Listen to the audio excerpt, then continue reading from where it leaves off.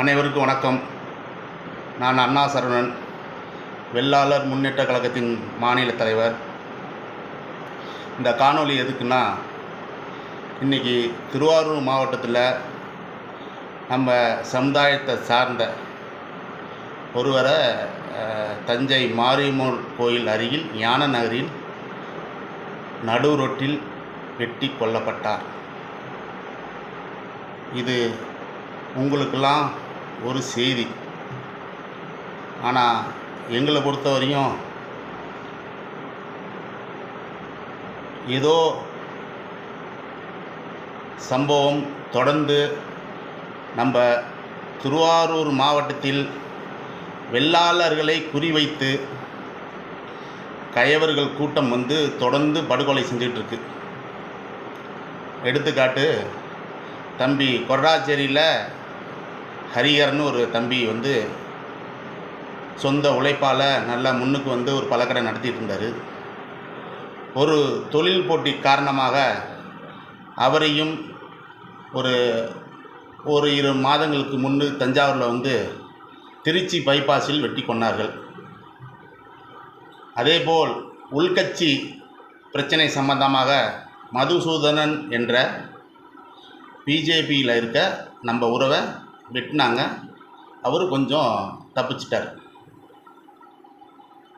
நல்லா கேட்டுங்க, திருவாரூர் மாவட்டத்தில் அதிகம் வாழக்கூடிய இந்த வெள்ளாளர் சொந்தங்கள் அதிகமாக இருக்கீங்க.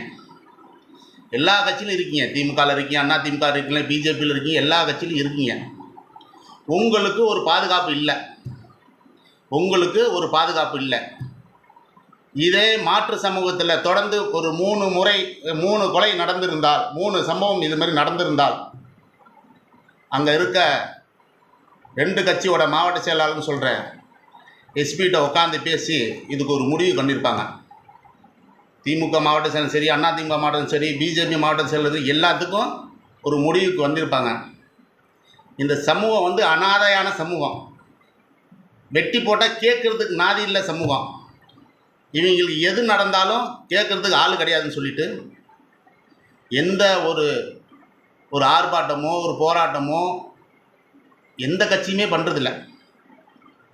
இதே மாற்று சமூகத்தில் எந்த சமூகத்தில் நடந்தாலும் அதிமுகவும் வாரி கட்டிட்டு போயிருக்கும், திமுகவும் வாரி கட்டிட்டு போயிருக்கும், பிஜேபியும் வாரி கட்டி போயிருக்கும், நாம் தமிழரும் வாரி கட்டி போயிருக்கும். இதெல்லாம் எங்களுக்கெல்லாம் என்ன ஒரு ஆதங்கம்னா, தமிழ்நாடு ஃபுல்லாக நாங்கள் அமைப்பு பண்ணிக்கிட்டு வந்துட்டுருக்கோம். இந்த டெல்டா மாவட்டத்தில் அதிகமாக வாழக்கூடிய இந்த வெள்ளாளர் மத்தியில் ஒரு ஒற்றுமை இல்லை. நாங்கள் கிட்டத்தட்ட ஒரு 3 வருஷமாக திருவாரூர் மாவட்டத்தில் நாங்கள் வந்து போராட்டம் ஆர்ப்பாட்டம் பண்ணி 3 வருஷமாக ஆச்சு. ஏன்னா நம்ம கூட இருக்க குள்ளநரிகளே சரியில்லாத காரணத்தால் நாங்கள் கொஞ்சம் திருவாரூர் மாவட்டம் லாஸ்ட்டாக வேலை பார்த்துக்கலாம்னு சொல்லி ஒதுக்கி வச்சுருக்கோம். இதுக்கு மேலே பொறுத்துக்கூட முடியாது. என் இனத்தில் இருமுக்கு ஒரு உயிர் கூட போகக்கூடாது. இந்த திருவாரூர் மாவட்ட காவல்துறை என்ன பண்ணுதுன்னு தெரியல, உளவுத்துறை என்ன பண்ணுது தெரியல.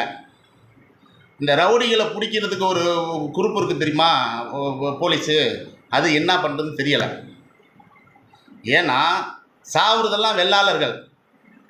கேட்டால் தமிழக முதல்வர் ஐயா வந்து நான் டெல்டா மாவட்டக்காரன் அப்படின்னு சொல்லிக்குவார். ஆனால் டெல்டா மாவட்டத்தில் தொடர்ந்து வெள்ளாளர்கள் கொலை செய்யப்படுகிறார்கள். கேட்குறதுக்கு நாதி கிடையாது, ஒரு பயலுக்கு நாதி கிடையாது, துப்பு கிடையாது.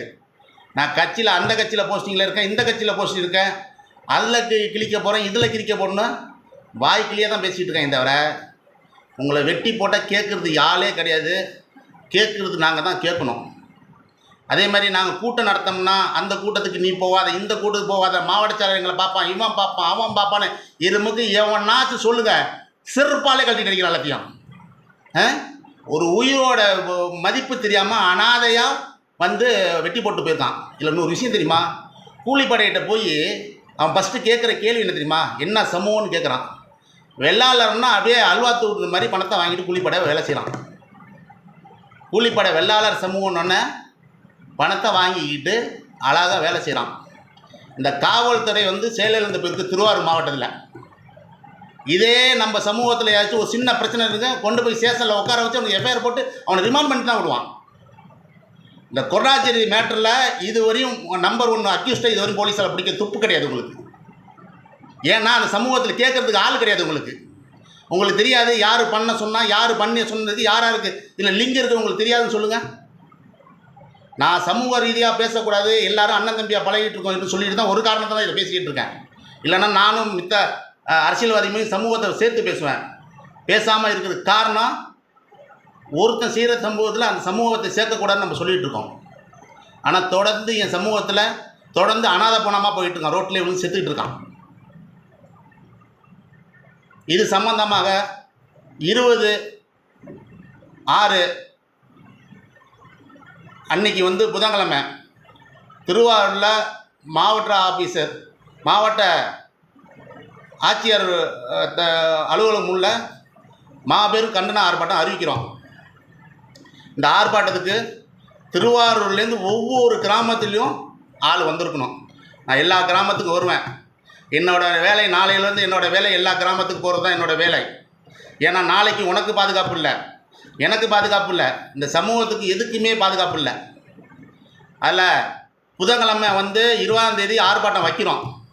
இந்த எவனாச்சும் போட்டிக்கு நான் முன்னாடி ஆர்ப்பாட்டம் வைக்கிறேன், போராட்டம் வைக்கிறேன்னு எவனாச்சும் இதில் நின்னீங்கன்னா அதுக்கப்புறம் என் சுய விருப்பத்தை பார்ப்பீங்க.